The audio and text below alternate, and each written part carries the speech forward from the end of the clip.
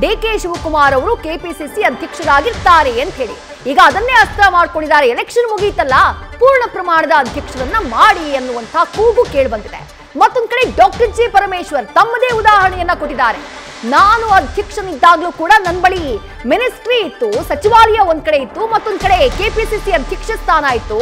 ನನಗೂ ಹಾಗೆ ಆಗ್ರಹ ಮಾಡಿದ್ರು. ಆ ಸಂದರ್ಭದಲ್ಲಿ ನಾನು ಪಕ್ಷಕ್ಕೆ ಮಹತ್ವ ಕೊಟ್ಟೆ.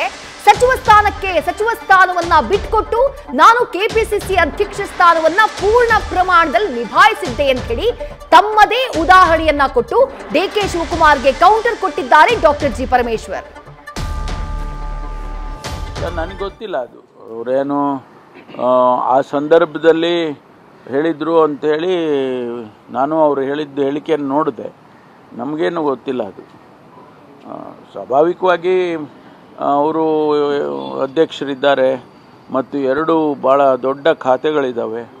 ಅದಕ್ಕೋಸ್ಕರ ಅವರಿಗೆ ಬದಲಾಯಿಸಿ ಬೇರೆಯವ್ರನ್ನ ಮಾಡಬೇಕು ಅಂಥೇಳಿ ಕೇಳ್ತಾರೆ, ಸಹಜವಾಗಿ ಕೇಳ್ತಾರೆ. ನಾನು ಅಧ್ಯಕ್ಷ ಇರುವಾಗ ಇದೇ ಪರಿಸ್ಥಿತಿ ನನಗೂ ಬಂದಿತ್ತು. ಆಗ ನಾನು ಪಕ್ಷಕ್ಕೆ ಆ ಪ್ರಾಮುಖ್ಯತೆಯನ್ನು ಕೊಟ್ಟು ಸಚಿವ ಸ್ಥಾನಕ್ಕೆ ರಾಜೀನಾಮೆ ಕೊಟ್ಟಿದ್ದೆ.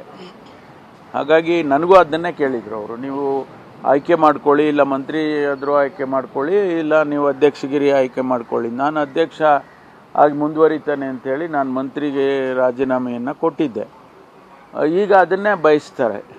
ಯಾಕೆಂದರೆ ಅವ್ರಿಗೂ ಒತ್ತಡ ಅಲ್ಲ, ಎರಡು ದೊಡ್ಡ ಖಾತೆ ಇದೆ ಮತ್ತು ಪಕ್ಷ ಸಂಘಟನೆ ಕೂಡ ಭಾಳ ದೊಡ್ಡ ಜವಾಬ್ದಾರಿ.